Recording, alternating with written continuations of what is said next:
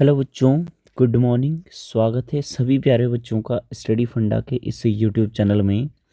मैं मयंक रावत सर आज आपकी मैथ्स की क्लास लेने वाला हूं। ठीक है, तो आज ये जो 3 टॉपिक है, profit and loss, area and perimeter और प्रोबेबिलिटी। ठीक है, तो एरिया और पेरीमीटर और प्रोबेबिलिटी में बहुत प्रॉब्लम बच्चों को आती है और एक एक क्वेश्चन इनके दोनों के आते हैं। तो आज अगर बात करूं तो इन 3 चैप्टरों की 4 से 5 क्वेश्चन यहाँ पे आएंगे और यानी 15 क्वेश्चन के आसपास आज आपके पक्के होने वाले हैं, है ना। 15 क्वेश्चन आज आपके पक्के होने वाले हैं। तो आज का सेशन देखना नहीं भूलना, आपको एंड तक देखना है और कमेंट बॉक्स में अपना रिव्यू जरूर डालना है इसमें कि क्लास आपको कैसी लग रही है। ठीक है, तो आज 15 क्वेश्चन की जिम्मेदारी मैं ले रहा हूँ और ये 1 से 1.5 घंटे के बीच में ही ख़त्म आपका हो जाएगा चैप्टर। तीनों चैप्टर में डिटेल में आपको बताऊँगा, जो भी क्वेश्चन चलेगा और क्वेश्चन की जो भी थ्योरी होगी वो मैं उसी में बताऊँगा और देन हम क्वेश्चन को एक्सप्लेन करेंगे। ठीक है, चलो बिना देरी हुए सबसे पहले स्टार्ट करते हैं आपका प्रॉफिट एंड लॉस, है ना। तो मैं जब भी प्रॉफिट एंड लॉस, मैंने आपको जो क्लास पढ़ाई है वो भी आप देख सकते हो, उसमें मैंने आपको बताया कि जब भी आप प्रॉफिट एंड लॉस चैप्टर पढ़ते हो तो आप एज ए ट्रेडर देखोगे अपने आप को कि मैं ट्रेडर हूँ या मैं बोलूँ कि मैं दुकानदार हूँ। ठीक है ना, अगर दुकानदार की तरह आप सोचोगे तो बहुत ईजी आपके लिए हो जाएगा। ठीक है, तो पहला क्वेश्चन देखते हैं स्क्रीन पे क्या लिखा हुआ है भाई। देखो, Ramesh bought 10 cycles for 500 rupees each. यानी रमेश ने बॉट किया क्या, 500 साइकिल बॉट की, यानी 500 इंटू 10, 10 साइकिल बॉट की 500 रुपये ईच, यानी 500 इंटू 10 हो जाएगा आपका सीपी। एक बात और आपको ध्यान रखनी है, एक बार और आपको ध्यान रखनी है कि भाई ये तो सीपी हो ही गई।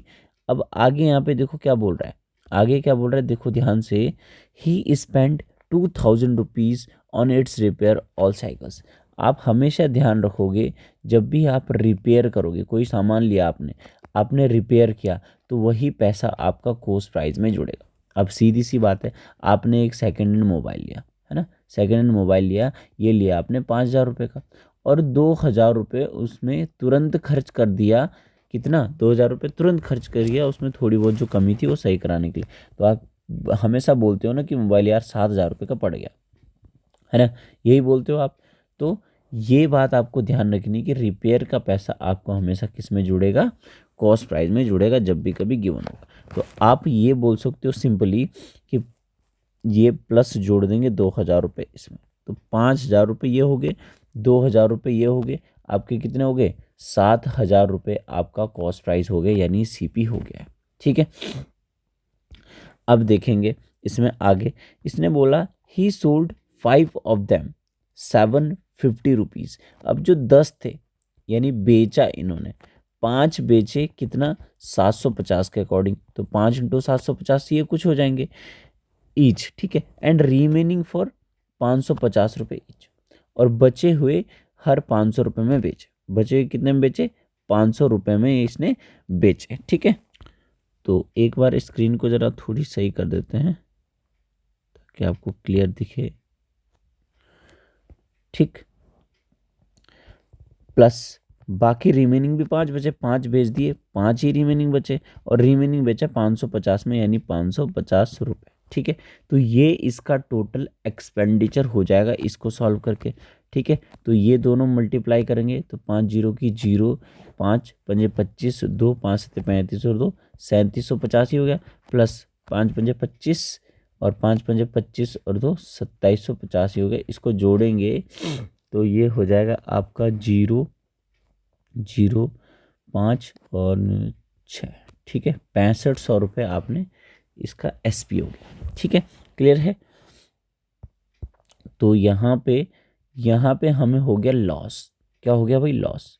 क्यों, क्योंकि अगर हमारे पास सीपी 7000 है और 6500 रुपये की बेची है तो भाई 500 का नुकसान हो गया। तो लॉस परसेंट होगा लॉस अपॉन सीपी इंटू 100। भाई लॉस कितने का हो गया, 500 का लॉस हो गया, अपॉन किस में हुआ, सीपी में हुआ, इंटू 100। ठीक है, जिसको बेसिक की प्रॉब्लम है वो अभी अपने आप क्लासेस जरूर देखें प्लेलिस्ट में जाके, मैथ्स और रीजनिंग की, जहाँ पे प्रॉफिट एंड लॉस करवाया गया है। ठीक है, तो 50/7% आ गया लॉस। ठीक है, यानी 7×7 1/7%। ठीक है, बढ़ते हैं नेक्स्ट क्वेश्चन की तरफ। अगला क्वेश्चन देखो, अगला क्वेश्चन में क्या बोल रहा है, retailer buys radio is 225 rupees, overhead expenses of 15 rupees. अब यहाँ पे भी इसने एक्स्ट्रा खर्चा कर दिया, कितना, 15 रुपये एक्स्ट्रा खर्चा इसने कर दिया। तो जो सीपी हो जाएगी इसकी आर्टिकल की, यानी रेडियो की, वो हो जाएगी 225 रुपये में तो खरीदा है, 15 रुपये इसने एक्स्ट्रा खर्च कर दिए, इसका मतलब 240 रुपये इसने खर्चा कर दिया। वही सेम कंडीशन आ गई कि रिपेयर का पैसा या एक्स्ट्रा उसमें खर्च कर देते हैं तो कॉस्ट प्राइस में जुड़ता है। इसने इसे जोड़ दिया, इसने इसे कितने में जोड़ दिया, बेच दिया, एसपी बेच दी इसने कितने, 300 रुपये में। तो क्या बोल रहा है, प्रॉफिट कितने का प्रॉफिट हो गया भाई, 60 रुपये का प्रॉफिट हो गया। किस में, सीपी में हमेशा होता है 240 × 100। हमेशा ध्यान रखना है, प्रॉफिट और लॉस परसेंट हमेशा किस में होता है, कॉस्ट प्राइस में होता है, जब तक कि क्वेश्चन में बोला ना जाए। ठीक है, तो 6 चौको 24, 4 कितने बार कट गया, 25%, यानी ऑप्शन नंबर ए आपका एकदम करेक्ट आंसर होगा। आपको ध्यान रखना है, दो ही चीज़ पे फोकस अभी मैंने किया है कि प्रॉफिट परसेंट या लॉस परसेंट अकर इन सीपी ऑलवेज, हमेशा किस में होता है, सीपी में होता है। सीपी में होने का मतलब डिनोमिनेटर में सीपी आती है, ऊपर प्रॉफिट या लॉस आता है, × 100 हम कर देते हैं तो प्रॉफिट लॉस परसेंट आ जाता है। दूसरी चीज़ मैंने अभी ये बताई आपको कि जो रिपेयर का पैसा है या एक्स्ट्रा खर्च जो तुरंत आप करते हो किसी भी आर्टिकल में, तो किस में जुड़ता है, सीपी में ऐड होता है। क्या होता है, सीपी में ऐड होता है। ठीक है, ये बात आपको ध्यान रखनी है। ठीक है, तीसरी चीज़ भी एक बता देता हूँ मैं, जब भी कभी आपका फॉर्मूला आएगा डिस्काउंट वाला, तो जब भी कभी आप छूट दोगे, ठीक है, जब भी कभी आप छूट दोगे तो किस में होगी, एमपी में छूट होगी, ये बात ध्यान रखनी है।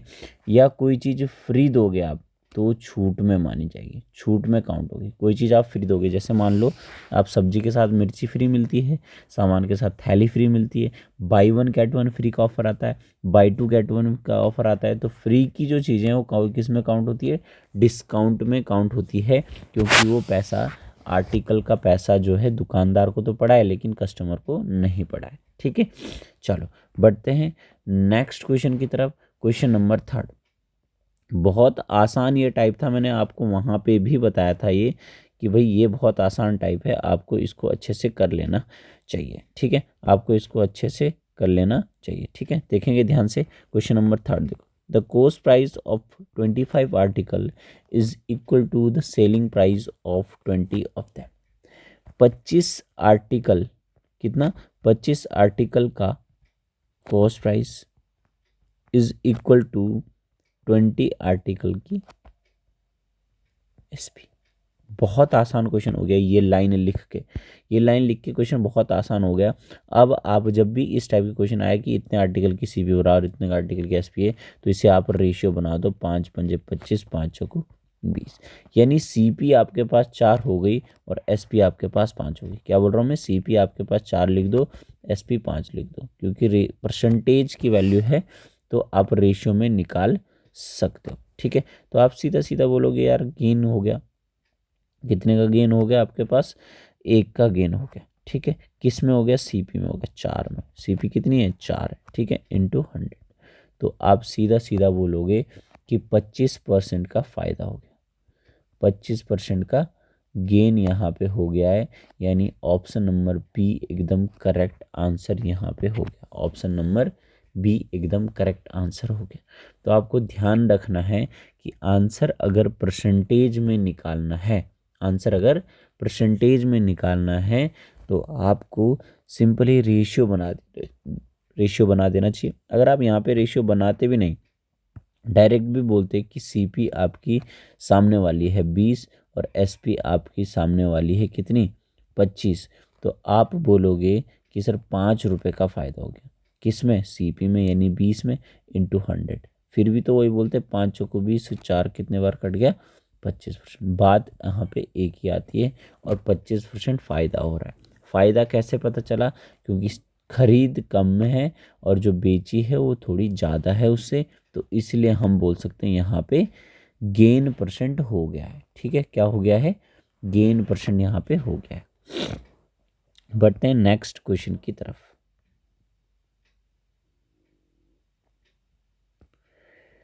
देखेंगे ध्यान से। X sells A and B at the rate of 1200 rupees approx and not exact value. ठीक है, फिर बोल रहा है he was profit as 23% on A and loss of 23% on B. तो यहाँ पे आपको क्या करना है, जब भी दो आर्टिकल, ध्यान से लिखना इस लाइन को, जब भी दो आर्टिकल, जब भी दो आर्टिकल का सेलिंग प्राइस गिवन हो, का सेलिंग प्राइस गिवन हो,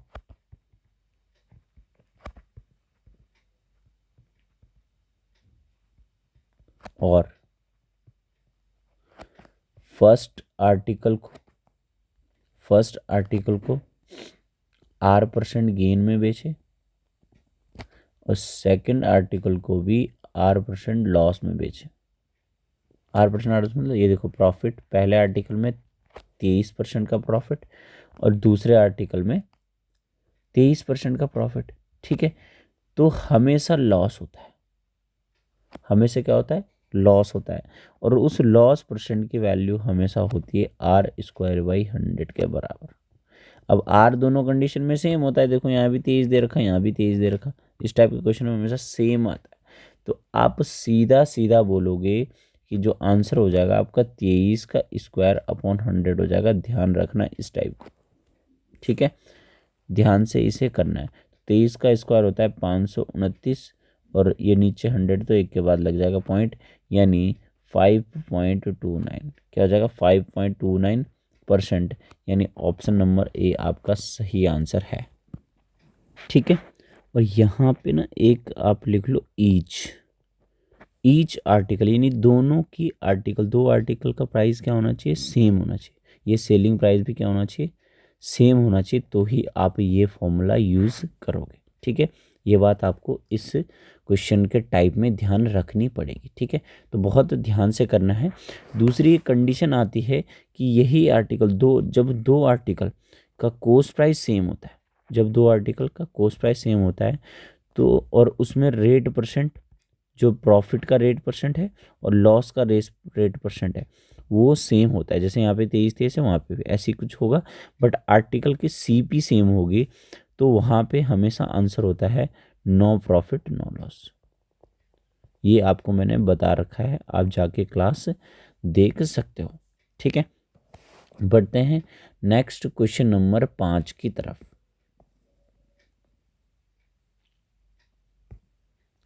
चलो देखेंगे ध्यान से। To horse's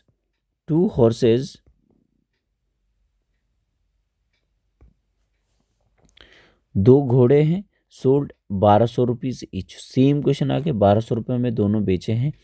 first one on the profit of 20% and second one on the 20 overall profit percent. तो मैंने बोला था सोल्ड यहाँ पे हुआ है, सेम आर्टिकल ईच आ गया है, तो भाई सीधी सी बात है, यहाँ पे भी R²/100 यहाँ पे लग जाएगा। इसका मतलब यहाँ पे 20²/100, यानी, और लॉस, लॉस हमेशा होगा, ये ध्यान रखना है। तो 400/100, इसका मतलब आंसर आपका आ जाएगा सीधा सीधा कितना परसेंट? 4% आपका करेक्ट आंसर हो जाएगा। ठीक है, आसान है, कोई दिक्कत नहीं है, इजी है।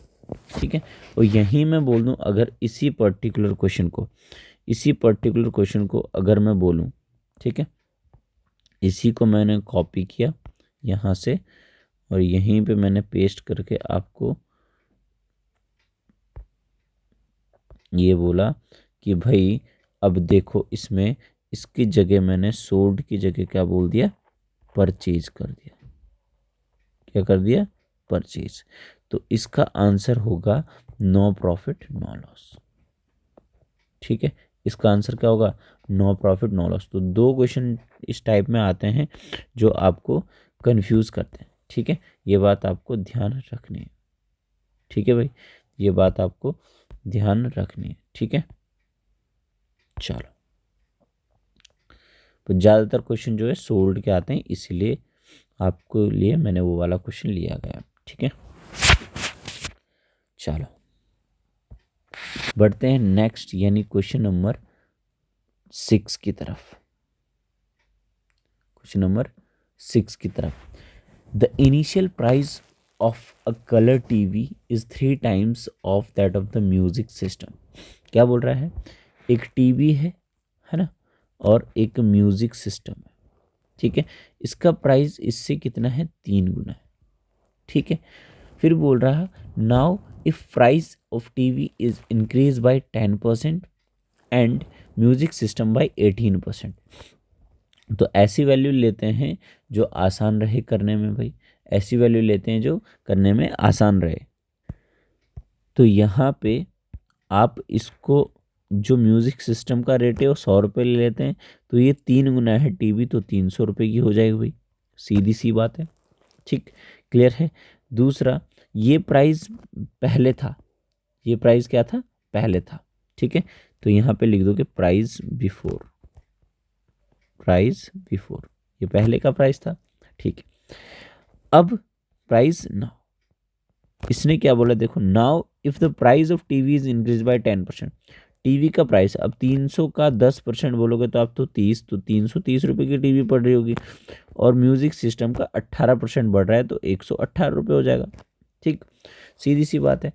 फिर क्या बोल रहा है क्वेश्चन में, फाइंड द प्रॉफिट और loss percent on buying 8 colour TV और 5 म्यूजिक सिस्टम है।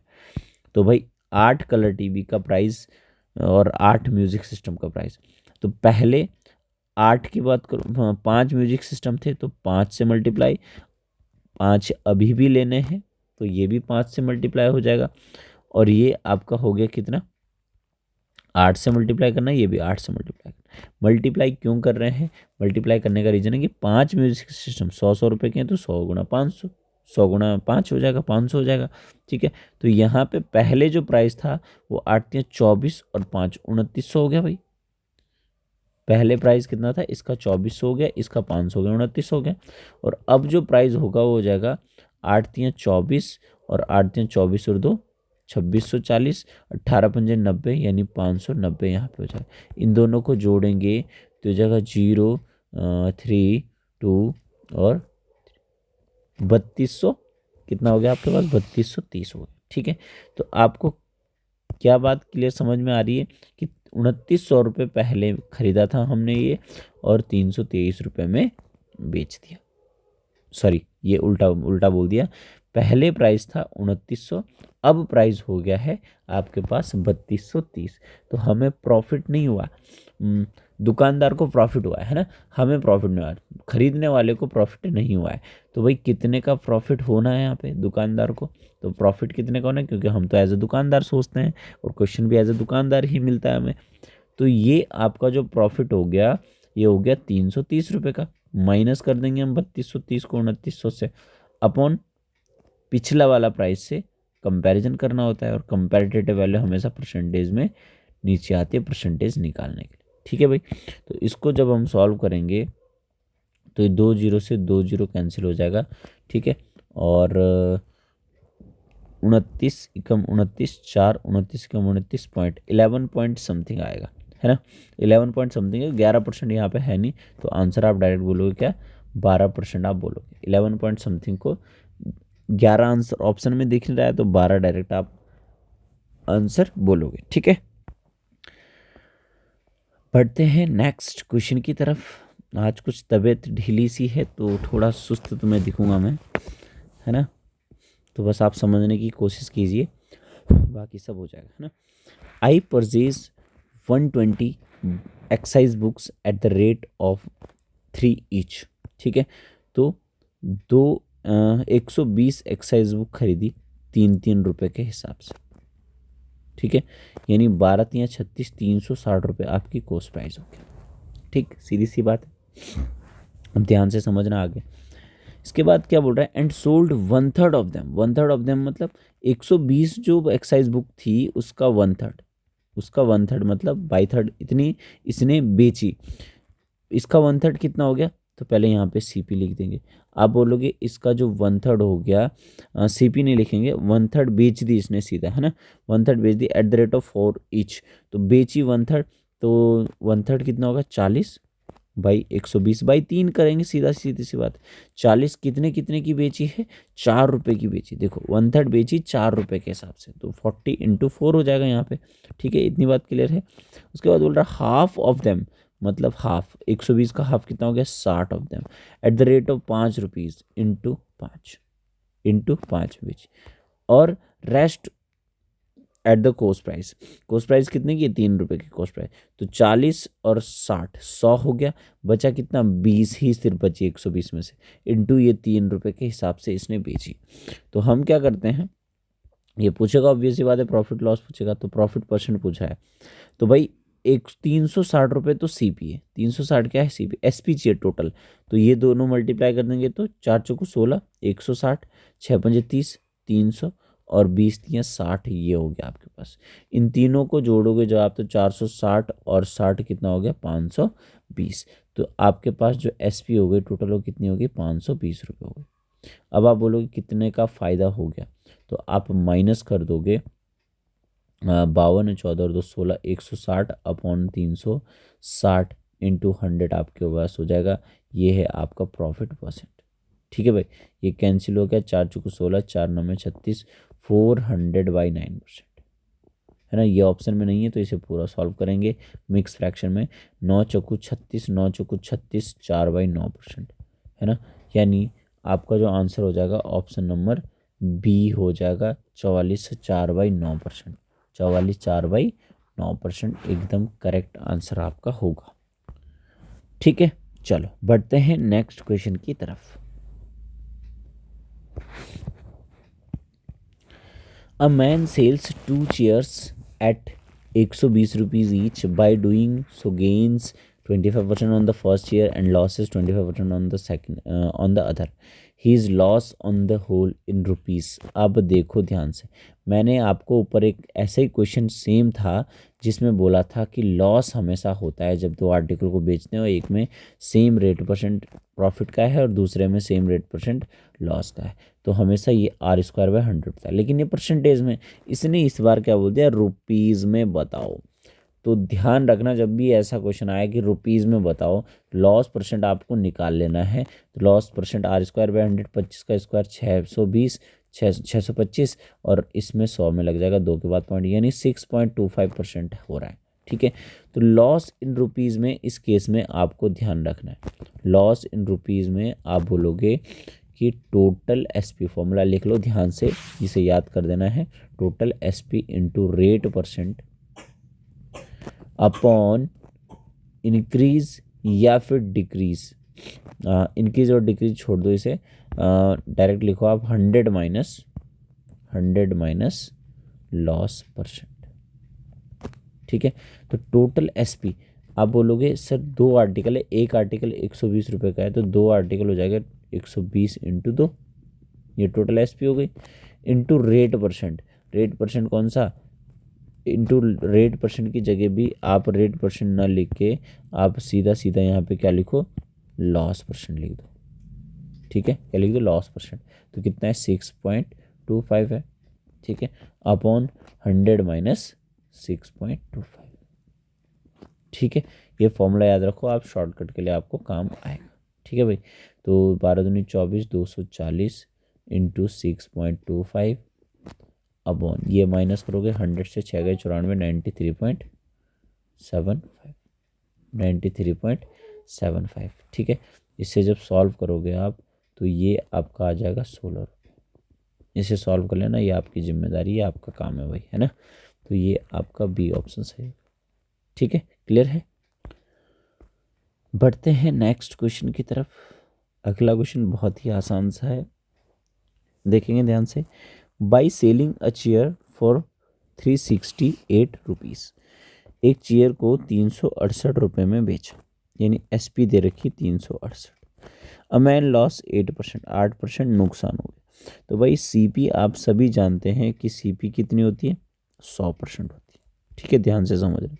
जब 8% का नुकसान हो गया तो जो एसपी रही होगी वो कितनी रही होगी, 92%।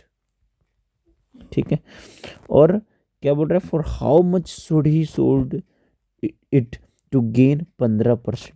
तो इसे कितने में बेचना चाहिए कि इसे 15% का फायदा हो, यानी एसपी ही इससे पूछी हुई है, एसपी ही पूछी इससे, है ना, और ये 15% का फायदा मतलब 115 की वैल्यू पूछी आपसे, और ये 92% की वैल्यू 368 आपके पास गिवन है।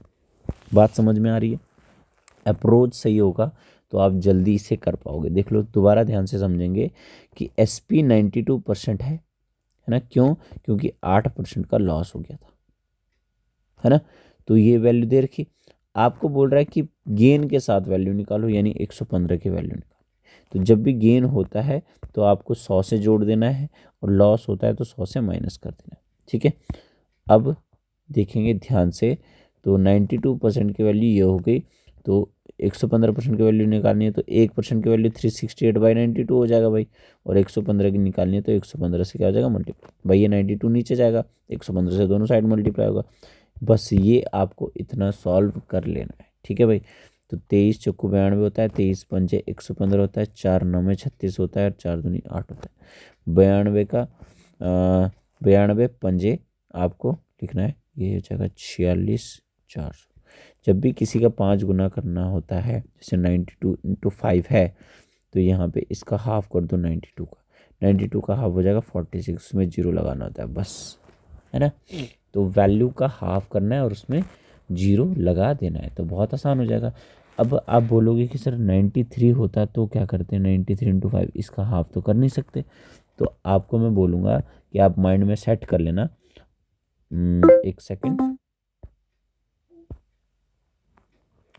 तो आप क्या करना, 930 के बारे में सोचना, 930 का हाफ कर देना सीधा सीधा, है ना। तो आप बोलोगे 2 चौको 8, 1 2 छक्के 12 और 2 पंजे 465 आपके पास हो जाएगा। आसान है, बहुत ईजी है। तो ये 930 तो माइंड में सोचना है कि 930 का हाफ करना है आपको। जैसे मान लो आपको 35 × 5 करना है, तो आप क्या करोगे, 350 का हाफ सोचोगे, तो 150 यानी 175 हो जाएगा आपके पास। इस तरीके से 5 गुने वाली वैल्यू आप इजीली याद कर सकते हो। याद नहीं करना है, कैलकुलेशन वाली बात थी। ठीक है, बढ़ते हैं नेक्स्ट क्वेश्चन की तरफ, जो कि प्रॉफिट एंड लॉस का यहाँ पे लास्ट क्वेश्चन हमारे पास है। ठीक है, प्रॉफिट एंड लॉस का लास्ट क्वेश्चन हमारे पास यहाँ पे है। ठीक है,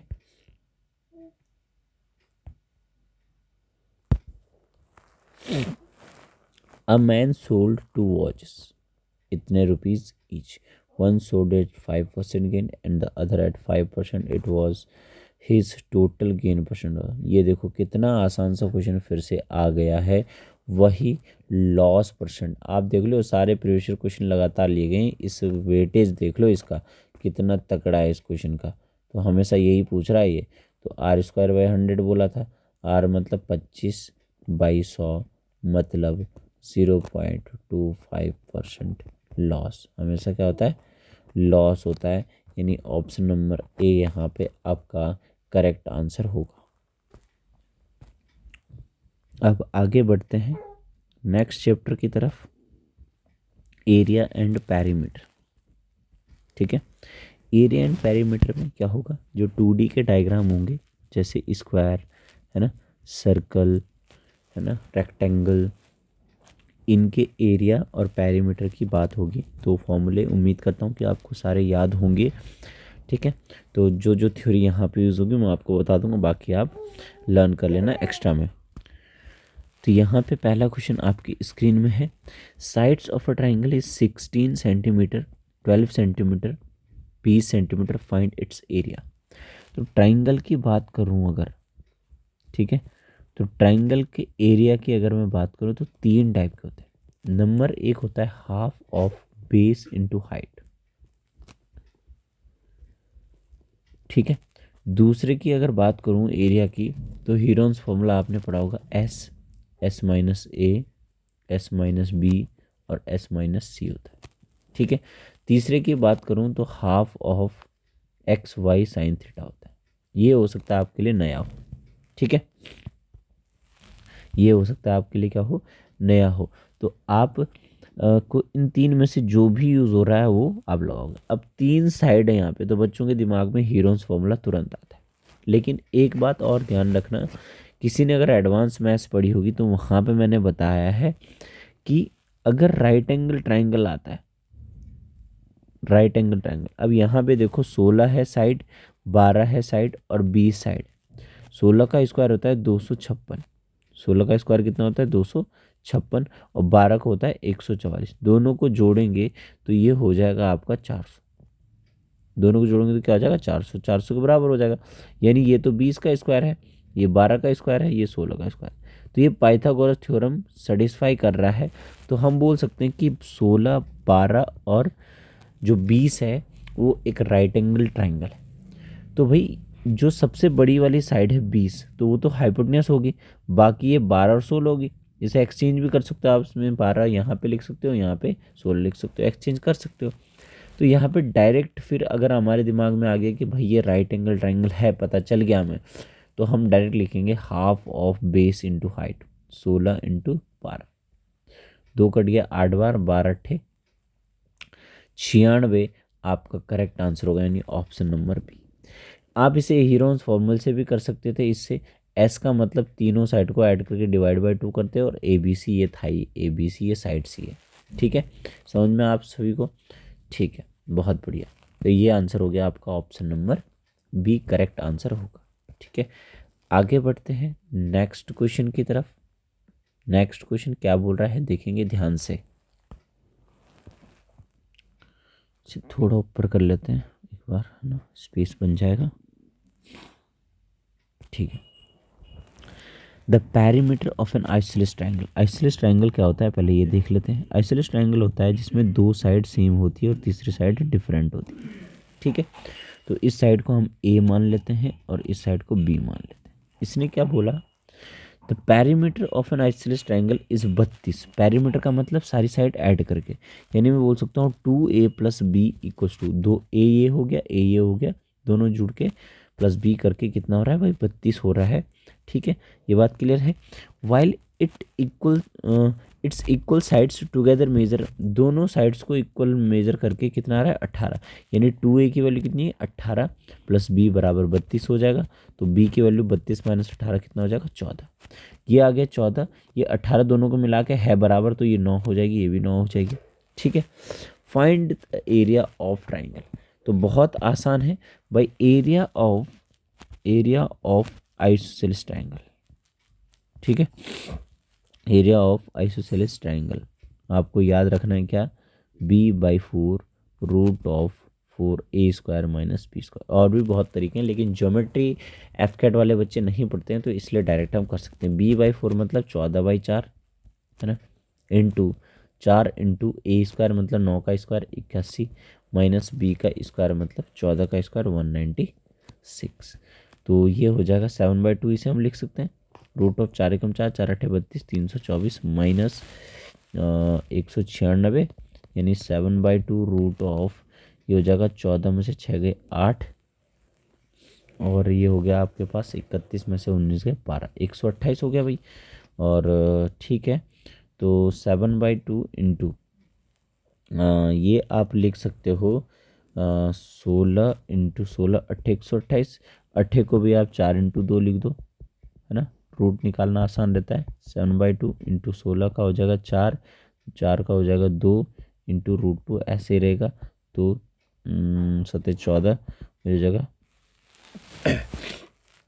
ये हो गया आपके पास। ठीक है, ठीक है, तो ये हो जाएगा 7 7 जा 49, 2 जा 98। ऑप्शन में मैच नहीं हो रहा है, यानी कहीं मिस्टेक कर दी। 16 का 4, ये 14 लिख दिया, सॉरी। तो यहाँ पे कैलकुलेशन थोड़ा हमने मिस्टेक कर दी, ऑप्शन मैच नहीं हो पा रहा था। तो यहाँ पे जस्ट 7/2 था ही, 16 का 4 है, इंटू 4 का 2 है, इंटू √2 हो जाएगा। ठीक है, 2 से 2 कैंसिल, 7 को 28 √2। अब ऑप्शन मैच हो गया, ऑप्शन नंबर सी। ठीक है, तो हल्की फुल्की गलती अगर होती है कभी, तो ऑप्शन शायद मैच ना हो तब तो बढ़िया है, लेकिन ऑप्शन मैच हो तो दिक्कत हो जाती है ना। चलो बढ़ते हैं अगले क्वेश्चन की तरफ। Question number 3। चलो देखेंगे ध्यान से क्वेश्चन नंबर 3 की तरफ। The length of diagonal of a square. Square की बात करूं तो स्क्वायर जो है इसकी चारों साइड आपकी बराबर होती है। ए हम इसे मान लेते हैं, ठीक है। अब बोल रहा है डायगोनल, डायगोनल होता है ये। अब यहाँ पे स्क्वायर में सारे एंगल जो होते हैं 90 डिग्री होते हैं। तो भाई यहाँ पे पाइथागोरस थ्योरम लग जाएगी, इसका स्क्वायर, तो ये आ जाएगा आपका a√2, है ना। यहाँ पे डायगोनल दे रखा है, यानी a√2 की वैल्यू आपको दे रखी है कितनी, 15√2, यानी साइड हो जाएगी 15 सेंटीमीटर। साइड कितनी हो जाएगी, 15 सेंटीमीटर। आपको बोल रहा है इट्स एरिया, तो एरिया ऑफ स्क्वायर आपको याद करना है। क्या याद करना है, एरिया ऑफ स्क्वायर क्या होता है, साइड का स्क्वायर, यानी ए स्क्वायर, यानी 15 का स्क्वायर कितना होता है भाई, 225। स्क्वायर और क्यूब तो आपको याद करना है, स्क्वायर याद कर लो आप 30 तक और क्यूब याद कर लो आप 11 तक, ठीक है। तो ये 2 चीज़ आपको याद करनी पड़ेगी। एफकैट के प्रोस्पेक्टिव से इतना काफ़ी है ना, 30 और 11, ठीक है। चलो बात करते हैं नेक्स्ट क्वेश्चन की। If the sides of the square is increased by 25%, the area of square will be increased by। एक स्क्वायर आपके पास है, इसकी साइड 25%। अच्छा, लेंथ ब्रेथ होता है ये भी, है ना एक्चुअली, और लेंथ और ब्रेथ इक्वल्स टू ए ही यहाँ पे होता है। लेंथ ब्रेथ यहाँ पे ए ही होता है। तो जब भी कभी ध्यान रखो, यहाँ पे एरिया में बोल सकता हूँ a/a, साइड का स्क्वायर मतलब a/a। जब भी ऐसा फॉर्मूला बनता है तो आपको परसेंटेज में मैंने अच्छे से बता रखा है कि आप फॉर्मूला इसे x मान लोगे, इसे y मान लोगे, तो x + y + xy/100 आपका एरिया में इफेक्ट आ जाएगा। यहाँ पे x की वैल्यू 25 है और y की वैल्यू 25 है, तो 25 + 25 + 25 × 25/100 यहाँ पे हो जाएगा, ठीक है। तो ये इफेक्ट परसेंट किस में हो जाएगा भाई, एरिया में हो जाएगा। एरिया इतना इंक्रीज हो जाएगा, तो 25 25 50 + 625 यानी 6.25 हो जाएगा 100 से डिवाइड होके, तो 56.25 यहाँ पे आपका करेक्ट आंसर हो जाएगा, यानी option number A will be the correct answer, ठीक है। बढ़ते हैं नेक्स्ट क्वेश्चन की तरफ। क्या बोल रहा है, the ratio of circumference and area of circle to the radius is कितना है, 3 सेंटीमीटर, ठीक है। तो भाई सर्कमफेरेंस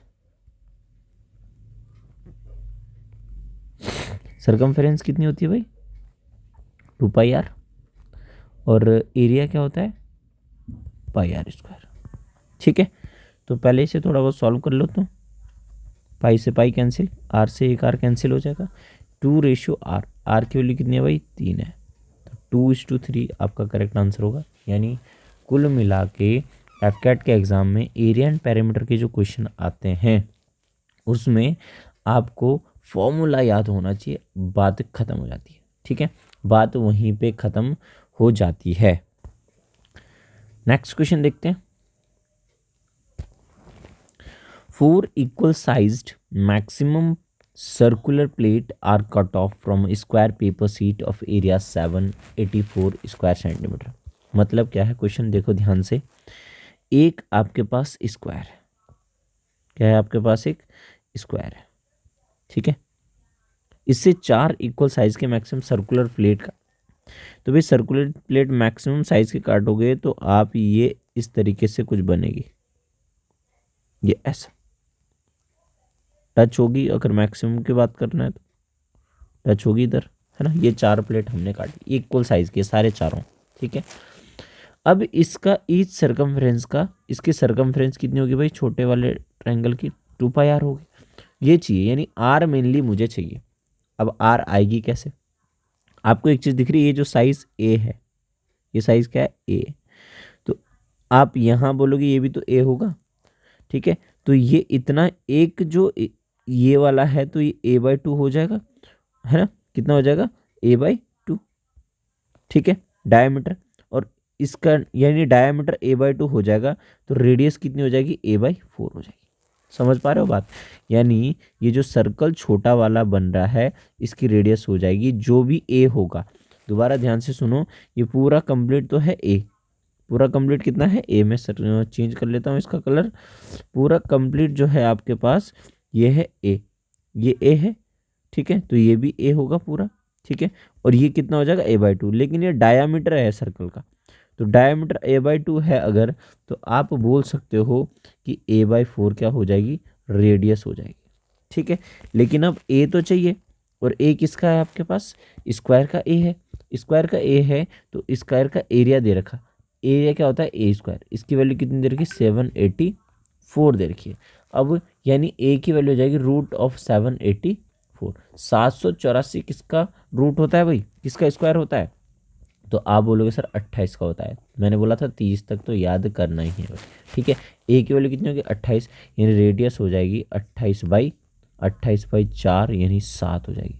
तो आप यहाँ से सरकमफेरेंस पूछा है ईच प्लेट का यानी ईच सर्कल का, तो 2 × 22/7 × r मतलब 28, ठीक है। तो 7 चौकू 28, ये उधर मिला के 8, 8 दूनी 16 की 6, और 8 दूनी 16 की 6, 28 क्यों रख दिया यार, यहाँ पे रखना चाहिए था मुझे, रेडियस रखनी चाहिए थी, कितनी 7 रखनी चाहिए थी, 7 से 7 कैंसिल हो जाएगा, 22 दूनी 44 सेंटीमीटर यहाँ पे आपका आंसर हो गया, ठीक है। 44 सेंटीमीटर आपका आंसर हो गया। नेक्स्ट क्वेश्चन की तरफ बढ़ते हैं भाई, देखेंगे ध्यान से। 4 horses are tethered at 4 corner of a square field size 70 metre, ठीक है। तो एक आपके पास क्या बोल रहा है, एक स्क्वायर है, ध्यान से समझना है इस क्वेश्चन को, बहुत इंपॉर्टेंट क्वेश्चन है ये एक स्क्वायर फील्ड है, ठीक है। यहाँ पे चारों कोनों में क्या बोल रहा है, चारों कोनों में यहाँ पे बांधा हुआ है इनको, ठीक है। तो इसने बोला है आगे देखो, so that they just can not reach one another, मतलब एक दूसरे के पास नहीं पहुंच पा रहे हो एग्जैक्टली, ठीक है। तो आप बोलोगे कि यहाँ से जो रस्सी है मान लो यहाँ तक आ रही है, तो आप एक तो यहाँ पे कोना बन जाएगा, ऐसे जा सकता है ऐसे कोने में, भाई अगर कहीं पे रस्सी बांधी हुई है तो इस तरीके से घूम सकता है ना वो, ऐसे करके सर्कुलर पाथ में। तो ये ज़्यादा नहीं, थोड़ा सा इतना घूम पा रहा है इस मैदान में, इतना बस, ठीक है ना, समझ पा रहे हो आप बात को, ठीक है। वैसी जो इधर से बंधेगा वो ऐसे कर पाएगा इतना, ठीक है, जो इधर से बंधेगा वो इतना कर पाएगा यहाँ पे, है ना, इतना कर पाएगा, और जो इधर से बंधेगा वो इतना कर पाएगा, समझ पा रहे हो बात को। तो ये लगभग हम इनको टच मानेंगे, ठीक है, रस्सी को, समझ पा रहे हो। अब ये बीच का एरिया बच गया, यहाँ पे ग्रास बच गया, ठीक है, इतना तो ये चर लेंगे, ठीक है। The left ungrazed by the horses, अब ये जो अनग्रेज्ड है ये वाला है बचा हुआ, तो आप क्या बोलोगे कि सर कंप्लीट एरिया निकाल लो, इस स्क्वायर का कंप्लीट एरिया निकाल लो, और उससे ये चारों हटा दो, ये वाला ये वाला ये वाला ये वाला हटा दो। अब आप ध्यान दो, अगर कोई आपके पास सर्कल है, इसका अगर 1/4 पार्ट अगर आपको निकालना है, और 1/4 पार्ट में ये होता है 90 डिग्री, क्योंकि पूरा 360 होता है, तो 1/4 तो 90 डिग्री हो जाएगा। तो आपके पास πr² तो एरिया होता है कंप्लीट सर्कल का, लेकिन 1/4 हिस्सा उसका हो गया, तो 1/4 कर देते हैं, क्या कर देते हैं 1/4, या बोल देते हैं यहाँ पे θ/360 बोल देते हैं, इसीलिए 90/360 ही हो जाता है πr², और इसके लिए ये भाई 1/4 आया। लेकिन एक बात ध्यान रखो, एक तो ये हो जाएगा 1/4 πr², है ना, लेकिन ऐसे 1/4 πr² 4 है, तो 4 × πr², इसका मतलब एक ही सर्कल बन रहा है। तो आप बोलोगे कि भैया a² किसका स्क्वायर, ये हो जाएगा आपका, मैं कंप्लीट लिख लेता हूँ आपके लिए, कि area of square minus area of 4 क्या लिखोगे, 4 पार्ट्स ऑफ स्क्वायर सर्कल, तो आप बोलोगे a² -4 × 1/4 πr², तब आपको याद रहेगा, प्रॉपर लिख देता हूँ, a² का मतलब 70 का square, minus pi r square यानी 22/7, 4 से 4 तो कैंसिल आउट हो गया। आर स्क्वायर का मतलब रेडियस कितनी है। अच्छा रेडियस पे फोकस करो अब, देखो ध्यान से, ये पूरा 70 सेंटीमीटर है या मीटर है, तो भाई ये आधा ही तो होगा रेडियस, यही तो रेडियस है, ये पूरा घूमेगा तो भाई यही तो रेडियस हो गई आपकी, है ना। तो 70 का आधा यानी 35 आपकी रेडियस हो जाएगी, 35 × 35 हो जाएगा। ठीक है, इतनी बात क्लियर है भाई। तो ये हो जाएगा 7×5 = 35। ठीक है, 70 का स्क्वायर 7×7 = 4900, है ना। एक तरीका और बता देता हूँ आपको मैं, 70 कॉमन आ रहा है, देखो ये 70 यहाँ पे बचा, ये 11×2 है, ये 2×35 को मैंने 70 कॉमन माना, तो भाई ये तो बाहर आ गया, तो 11×5 = 55 हो गया, है ना। यानी 70×15 और 15 सत्य होता है 105, जीरो लग जाएगा मीटर स्क्वायर। ये कैलकुलेशन को आसान करेंगे, कॉमन लेना मतलब कैलकुलेशन को आसान करना ही होता है, सीधी सी सिंपल सा कॉन्सेप्ट है। ठीक है, समझ पा रहे हो आप बात को, बहुत बेहतरीन, बहुत बढ़िया। चलो बढ़ते हैं नेक्स्ट क्वेश्चन की तरफ। अगला क्वेश्चन बहुत बेहतरीन दिया हुआ है, ठीक है, देखो ध्यान से। The length and breadth of a square, अब स्क्वायर आपने सोचा होगा कि लेंथ और ब्रेथ तो सेम होती है, कोई बात नहीं, आर इंक्रीज्ड बाई 30% एंड 20%। अब जब एक एक स्क्वायर है ना, एक स्क्वायर है, इसकी लेंथ और ब्रेथ तो ए सेम होती है ना, अगर लेंथ 30% बढ़ी, ब्रेथ 20% बढ़ी, तो ये बनेगा एक रेक्टेंगल। क्या बनेगा ये कि स्क्वायर से क्या बन जाएगा, रेक्टेंगल। ठीक है, समझ पा रहे हो बात को।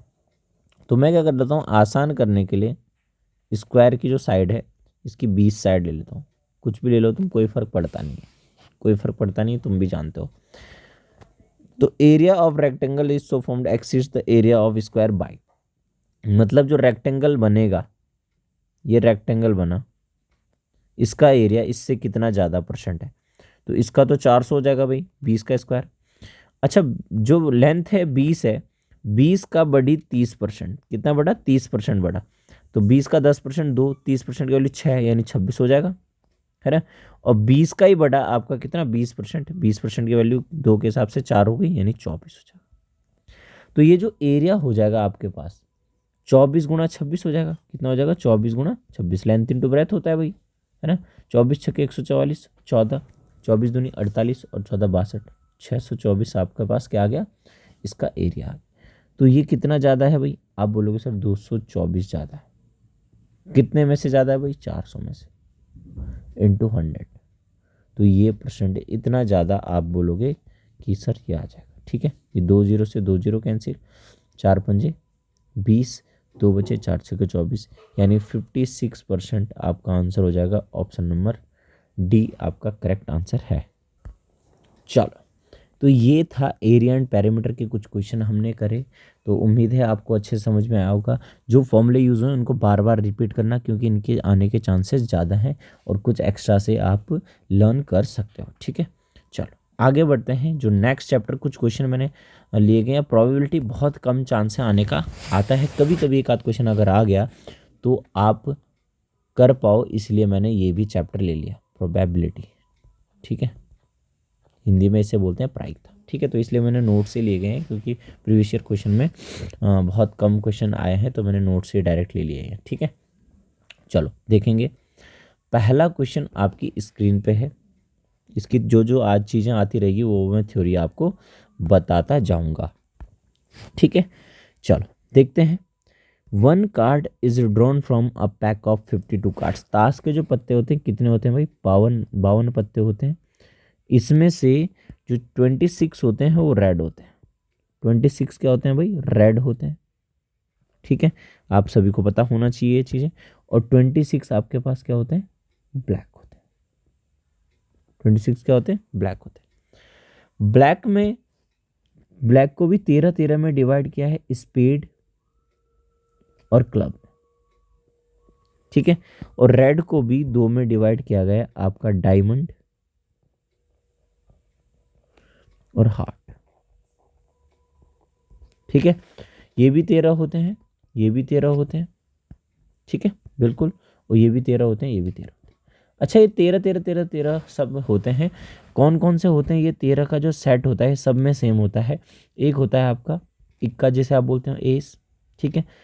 2 होता है, 3 होता है, 4 होता है, 5 होता है, 6 होता है, 7 होता है, 8 होता है, 9 होता है और 10 होता है।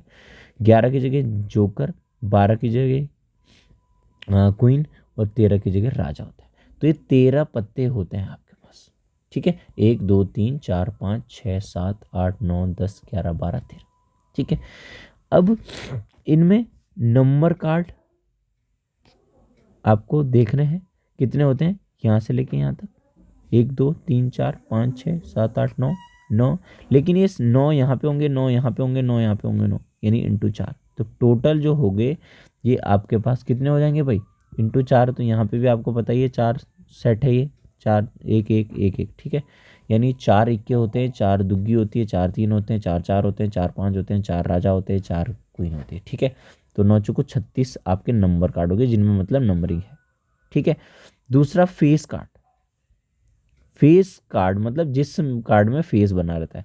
तो भाई 2 3 4 5 6 7 8 9 10 नंबर कार्ड में फेस नहीं बना रहता, इक्का में फेस नहीं बना रहता। एक होता है जे में, एक के में, एक क्वीन में। तो भाई 3 होते हैं ऐसे, लेकिन 4 का सेट है तो 12 हो जाएगा, ठीक है। एक होता है ऑनर कार्ड, ऑनर कार्ड का मतलब जिनका सम्मान किया जाता है, बड़े पत्ते जिनको हम बोल सकते हैं, क्या बोल सकते हैं, बड़े पत्ते, अच्छे पत्ते। तो एक होता है इक्का अच्छा पत्ता और 3 ये होते हैं, तो 4 होते हैं इंटू 4 कितना हो गया भाई 16, ठीक है। ये आपको भाई याद रखना है, ठीक है। तो सबको मिला के 52 मत बोल देना, क्योंकि कुछ कॉमन है, जैसे मान लो फेस कार्ड यहाँ पे भी आ गया, फेस कार्ड में जेके क्यू भी आ गया और ऑनर कार्ड में भी आ गया, ठीक है। तो ये कंडीशन आपको याद रखनी है, ठीक है। अब आप याद रखोगी कि सब 4 होते हैं, क्या होते हैं, 4 4 इक्के होते हैं, 4 बादशाह होते हैं, 4 बेगम होती है, 4 गुलाम होते हैं, 4 दुग्गी होती है, 4 3 होते हैं, 4 10 होते हैं, ये सब 4 होते हैं, ये सारे 4 के सेट है, ठीक है। समझ पा रहे हो आप बात को, ठीक है। अब क्वेश्चन में आते हैं, 1 card is drawn from a pack of 52 cards, ठीक है। What is the probability that cards is इधर रेड और किंग। प्रोबेबिलिटी क्या होती है कि टोटल नीचे लिख लेते हैं, टोटल आपको पता है कितना है 52, टोटल कितना है 52, ऊपर वो लिखते हैं जिसकी प्रोबेबिलिटी हमें निकालनी है। तो प्रोबेबिलिटी निकालनी है कि कार्ड इज रेड हो, और जब भी आता है तो आप ऐड करोगे, क्या करोगे, प्लस करोगे, ये बात आपको ध्यान रखनी है, ठीक है। तो प्लस करोगे, अब आप बोलोगे कि या तो रेड होना चाहिए या किंग होना चाहिए। तो रेड होते हैं 26, ठीक है, और किंग होते हैं 4। रेड कितने होते हैं 26, किंग कितने होते हैं 4। लेकिन आप एक बार बताओ, यहाँ पे 2 किंग तो आ ही चुके हैं ना, जो 26 आपने किंग लिए, यहाँ पे 2 किंग ऑलरेडी आ चुके हैं। तो अब इन 4 में से 2 आ चुके हैं, 2 ही बचेंगे, यानी 28/52 यहाँ पे हो जाएगा, कट जाएगा। तो 4 7 28, 4 13 बाई कट गया, तो 7/13, यानी ऑप्शन नंबर सी एकदम करेक्ट आंसर यहाँ पे आपका होगा। ऑप्शन नंबर सी एकदम करेक्ट आंसर आपका होगा। इतनी बात क्लियर है, बहुत बढ़िया, बहुत बेहतरीन। बढ़ते हैं नेक्स्ट क्वेश्चन की तरफ। अब बात आती है, in a simultaneously throw of 2 dice, dice फेंके 2। तो डाइस में आप सभी को पता है 1 2 3 4 5 6 ये नंबर होते हैं, जो पासा लूडो आप खेलते हो, है ना, इसमें 6 नंबरिंग होती है। तो प्रोबेबिलिटी बतानी है कि सम 7 आएगा, ठीक है। तो भाई 1 2 3 4 5 6 7, तो बनेगा कैसे, एक एक सैंपल स्पेस बनेगा ऐसे, 1 1 1 2 1 3 1 6 तक ऐसे बनेगा, है ना, समझ पा रहे हो। 2 1 2 2, मतलब 2 बार फेंकने पे 1 1 आ सकता है, 1 2 आ सकता है, इस तरीके से, है ना। 2 6 तक आ सकता है, ये सारी कहानी चलती रहेगी, 6 6 तक आ सकता है। तो टोटल जो 2 बार फेंकने में हुआ वो हो जाएगा 6 गुणा 6 36, 6 की पावर n होगा यहाँ, है ना। जितनी बार भी उछालोगे 6 की पावर n होगा, 2 बार उछालोगे तो 36, 3 बार उछालोगे तो 6 216, 6 का क्यूब हो जाएगा, है ना। इस तरीके से आप बोल सकते हो। यानी नीचे तो कन्फर्म है कि 36 ही आना है, नीचे कितना आना है 36, ऊपर सम 7 होने की प्रोबेबिलिटी। तो आप बोलोगे सर 1 के साथ 6 आएगा तो भी 7 हो जाएगा, 2 के साथ 5 आएगा तो भी 7 हो जाएगा, 3 के साथ अगर 4 आएगा तो भी 7 हो जाएगा, है ना। 4 के साथ 3 आएगा तो भी 7 हो जाएगा, 5 के साथ 2 आएगा तो भी 7 हो जाएगा, 6 के साथ 1 आएगा तब भी 7 हो जाएगा। ठीक है, तो कितना हो गया 1 2 3 4 5 6 कंडीशन होगी, 6/36 यानी 1/6 करेक्ट आंसर आपका हो जाएगा। ठीक है, अब मैं एक शॉर्ट ट्रिक भी आपको बताने जा रहा हूँ। शॉर्ट ट्रिक क्या ध्यान रखोगे, जब दो के सम किए तो डायरेक्ट आप याद रख सकते हो, ऐसे लिख दोगे आप 2 3 4 5 6 7 बीच में लिख दोगे 8 9 10 11 और 12। ठीक है, ये कंडीशन आई, इसका मतलब ये एक बार आता है, ये 2 बार आते हैं कंडीशन, ये 3 बार आती है कंडीशन, ये 4 बार कंडीशन आती है, ये 5 बार कंडीशन आती है और ऐसी कंडीशन 6 बार आती है। तो यहाँ से सम 2 आने की, 3 आने की, 4 आने की, 5 आने की, 12 आने की, ये कंडीशन यहाँ पे लर्न कर सकते हो, आप लिख सकते हो। 2 3 4 5 6 लिख दोगे, बीच में 7 लिख दोगे, ऊपर जाओगे 8, यानी सम 7 6 बार आता है, तो 6 बार आता है अपॉन 36 इंटू 100, 2 बार इंटू 100 क्यों कर रहा हूँ यार, परसेंटेज तो नहीं कर रहे हैं, प्रोबेबिलिटी कर रहे हैं, है ना। तो कितना हो जाएगा 1/6 आपका आंसर। तो इस तरीके से आप यहाँ याद रख सकते हो, क्योंकि यहाँ पे फिर इतना आपको ये सारी चीज़ नहीं करनी पड़ेगी। ठीक है, अगला क्वेश्चन देखते हैं भाई। अगला क्वेश्चन देखो ध्यान से, a fair coin is tossed twice. Coin में एक हेड होता है, एक टेल होता है। ठीक है, fair coin is tossed twice, 2 बार उछाला तो सैंपल स्पेस आपको पता है एच टी करेंगे, तो इसको सीधा सीधा मल्टीप्लाई करना है, तो एच टी एच और टी 4 कंडीशन होगी और होता है 2 की पावर n, यानी 2 बार उछाला तो 2 की पावर 2 हो जाएगा, 4 कंडीशन 1 2 3 4। ठीक है, what is the probability getting head in both the trials. Both trials में हेड आने की कंडीशन सिर्फ एक ही है, अपॉन टोटल कितना है 4, तो आपका आंसर हो जाएगा 1/4, एक करेक्ट आंसर हो जाएगा। ठीक है, बहुत आसान है प्रोबेबिलिटी तो।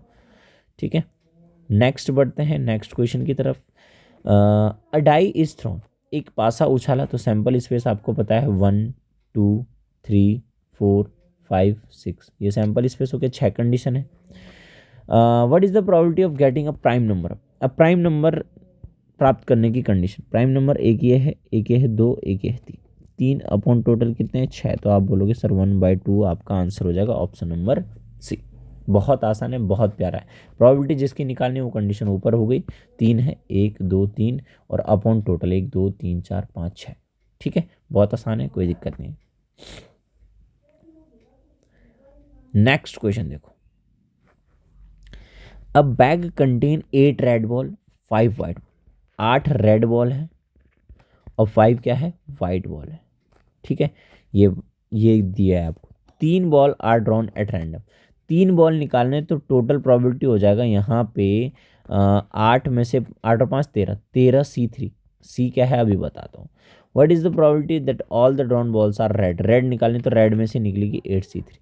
अभी तक ऊपर क्या था, एक एक चीज़ निकालनी थी, अगर एक बॉल निकालते तो 8/13 आप डायरेक्ट कर लेते, लेकिन 2 या 3 निकालनी, ज़्यादा निकालती हैं तो फिर कॉम्बिनेशन का इस्तेमाल हमें करना पड़ता है, यानी NCR का फॉर्मूला आपको पता ना होना चाहिए, परमुटेशन एंड कॉम्बिनेशन का।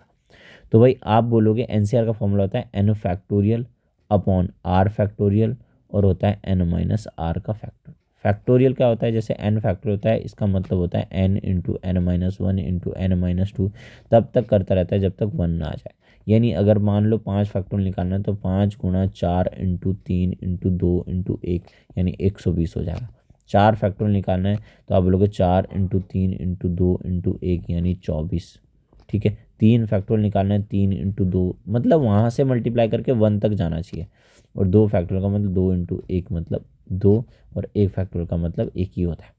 यहाँ से और निकाल लेते हैं 6 फैक्टोरियल की वैल्यू, तो 5 फैक्टोरियल इंटू 6 भी बोल सकते हो आप, 120 इंटू 6, 12 छके 72, 720 आपके पास हो जाएगा।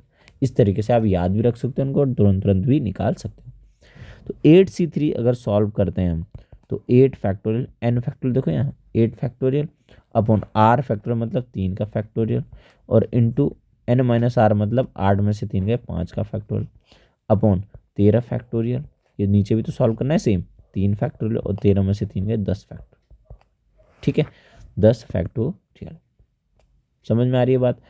अब देखो यहाँ पे ऊपर 8 इंटू 7 इंटू 6 करना पड़ेगा, इंटू 5 फैक्टोरियल करना पड़ेगा, अपॉन 3 फैक्टोरियल का मतलब 6 लिख दो और 5 फैक्टोरियल ऐसे रहने दो। ऊपर मैंने क्या करा, किसी नंबर को आप ऐसे भी तोड़ सकते हो, जैसे 8 को मैंने 8 से 6 तक लेके 5 5 ऐसे रहने दिया। क्यों रहने दिया? क्योंकि 5 नीचे कट जाता।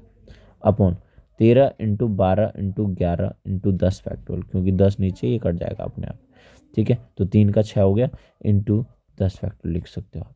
ठीक है, तो ये हो गया 10 फैक्टोरियल से 10 फैक्टोरियल कैंसिल हो गया, 6 से ये ऊपर 6 कैंसिल हो गया। ठीक है, तो आप बोलोगे कि भाई ये 5 से भी 5 कैंसिल हो गया, तो आप बोल सकते हो सीधा सीधा क्या कि ये ऊपर हो जाएगा 8 गुणा 7 गुणा 6 और नीचे आ जाएगा 13 गुणा 12 गुणा 11। ठीक है भाई, इतनी बात क्लियर है। चलो ये हो जाएगा 6 दूनी 12 और 2 चौको 8 7 चौको 28, 28 अपॉन समथिंग, यही आ रहा आंसर। तो समथिंग को सॉल्व कर लेते हैं। 11 3 33 और 11 एकम 11 और 3 11 3 14 143, 28/143 यानी ऑप्शन ए आपका करेक्ट आंसर हो जाएगा। ठीक है भाई, 2 क्वेश्चन और आपके लास्ट बचे हैं। ठीक है, तो 1 घंटे में लगभग निमट गई आपकी क्लास और बहुत सारे कॉन्सेप्ट भी हो गए हैं। ठीक है, अब बैग कंटेन 9 ब्लैक और 12 वाइट बॉल, 9 ब्लैक बॉल हैं और 12 वाइट गेंद है। ठीक है, 1 ball is drawn at random, एक बॉल निकाली सिर्फ। ठीक है, what is the probability getting the ball is white, तो एक ही निकालने तो डायरेक्ट बोल सकते हो, टोटल हो जाएगा 12 9 21 और वाइट वाली निकालनी है तो वाइट वाली कितनी 12, तो 12/21 आपकी प्रोबेबिलिटी हो जाएगी। ठीक है, 3 चौको 12 3 7 21 4/7 यानी option number D correct answer होगा। एक निकालने तो आपको कॉम्बिनेशन का यूज़ की जरूरत नहीं है, एनसीआर वाले फॉर्मूले की। ठीक है, चलो the probability that a card is drawn a pack of 52 cards, ठीक है, विल बी द डायमंड और किंग। तो डायमंड कितने होते हैं? टोटल तो 52 हो जाएगा। डायमंड आपको पता है 13 होते हैं, किंग होते हैं 4, लेकिन 4 में से एक तो डायमंड में भी आ गया होगा, तो बच्चे कितने 3, यानी 16/52 यानी आपके पास जगह 4 चौको 16, 4 कट गया 13 बार, 4/13 यानी ऑप्शन नंबर सी एकदम सही जवाब होगा। तो ये थी कहानी प्रोबेबिलिटी की। यानी हमने एक तो पढ़ा है प्रॉफिट एंड लॉस, एक पढ़ा हमने एरिया एंड पेरीमीटर, है ना, और एक लास्ट पढ़ा हमने प्रोबेबिलिटी। तो ये 3 चैप्टर आपके आज डन हो चुके हैं। इतना करके जाओ, बहुत कुछ आप वहाँ पे करके जाओ। ठीक है, तो जो भी आपको कोई भी क्वेरी वगैरह हो तो इस व्हाट्सअप नंबर में आप कुछ भी पूछ सकते हो। एफकेट के एग्ज़ाम के बारे में कोई भी परेशानी आपको आ रही है, काउंसलिंग आपको चाहिए, ज़रूरत है किस तरीके से आपको बनाना है, तो इस नंबर पे आप व्हाट्सअप कर सकते हो। कोई भी प्रॉब्लम आपके एग्ज़ाम से रिलेटेड, आपके ज़िंदगी में भी कुछ है तो ये भी पूछ डालो, कोई दिक्कत समस्या नहीं। ठीक है, तो आज का सेशन यहीं पे एंड करते हैं। आप खुश रहिए, मस्त रहिए, स्वस्थ रहिए और एग्ज़ाम की प्रिपरेशन कर दीजिए स्टार्ट, है ना। स्टार्ट तो नहीं बोल सकता, अब तो एंड ही चल रहा है। ठीक है, तो सभी बच्चों से यही है भाई, उम्मीद कि आप लोगों का एग्ज़ाम निकलेगा। रिटर्न में हमें काफ़ी मेहनत आपके लिए कर रहे हैं, तो आप कमेंट करना ना भूलिएगा।